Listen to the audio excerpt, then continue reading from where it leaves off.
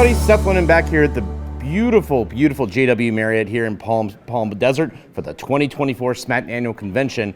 And I have the pleasure of being joined by one of the newer but very important members of the SMACNA team, Denise McGraw. Denise, welcome to Palm Desert. Oh, what a location. It's great, isn't it? Right?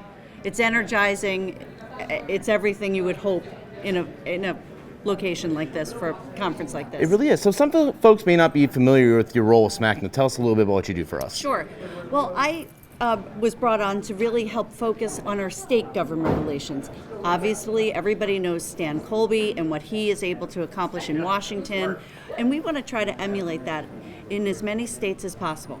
Some states, they don't really need the help, but maybe we need them to try to teach other states how to really thrive at the state level in government relations and building those relationships. And you have one heck of a background in state legislative relations. Your resume is pretty impressive. Give us a little bit of an overview of your career and your background. Sure. So I'm in New York, and I worked in the New York State Legislature for a long time, and I have a public policy shop in New York State and work in a number of states there, but really I have a long background in that, and I really have an appreciation for what can happen at the state level. A lot of times things happen on the state level before they get to Capitol Hill, so being able to really stay on top of the issues there always help us in the big picture in the long run. So let's talk about that. Like, what are some things happening that are coming through state legislatures that are so vital to SMACNA contractors?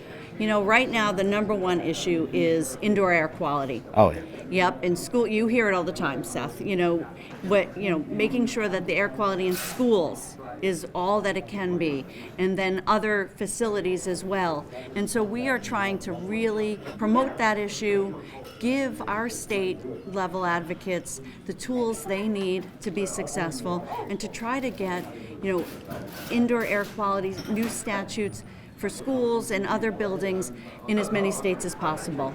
Yeah, and what are some of the ways that contractors can get involved? Because like you said, we are super familiar with what goes on at the national level in Capitol Hill and DC, but like you just said, a lot of the stuff can be advanced to the states, and that action will take place a lot quicker than it will. And how can contractors be engaged? The number one thing is being open to it.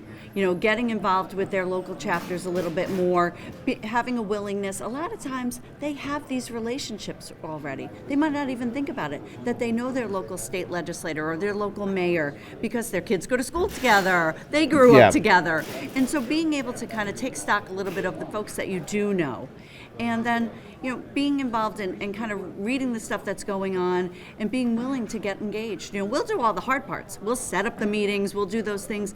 And what I always tell folks is, you be the expert on what you're the expert. You be the expert on being the contractor. We'll address all the specific policy issues. The great thing is, and a lot of things I've told people, is our stuff is very nonpartisan. Absolutely. It's wins for everybody. I mean, indoor air quality, who loses on that one? And it's just the fact that we are able to engage such a broad spectrum, no matter their party affiliation. These are issues that we work on that I think everybody can get behind. That's perfectly said. In this environment, folks sometimes aren't that willing to get involved, or they think it's going to be contentious in some way, and it's really not. It's about lifting up voices, promoting the industry, making sure that policymakers and opinion leaders understand these issues a little bit better, and just getting a little involved and sharing your expertise. And what's your favorite part about becoming involved with SMACNA? Oh my gosh, getting to know the people, right? Because what you find out is your issues in California very often are the same for the guy in Indiana, in Texas. And so being able to share and the issues and the concerns, frustrations sometimes, but really working collaboratively. And that's what this is. I mean, this is a pretty happy place this week. It really is.